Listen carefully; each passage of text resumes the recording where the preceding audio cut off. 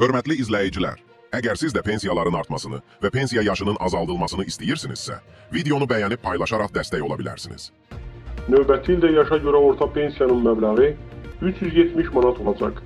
Əlilliyə görə pensiyanın məbləği isə 338 manata çatdırılacaq.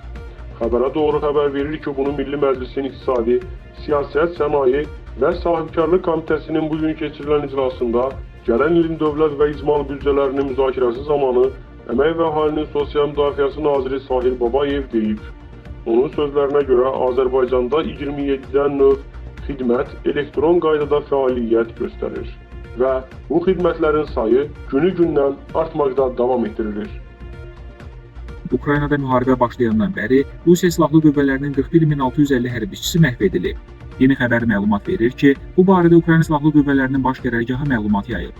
Bildirilib ki, Rusiya ordusunun digər döyüş itkiləri 1792 tank, 4032 zirehli döyüş maşını, 950 artilleriya sistemi, 260 reaktiv yardım atəşi sistemi, 123 hava hücumundan müdafiə sistemi, 223 təyyarə, 191 helikopter, 742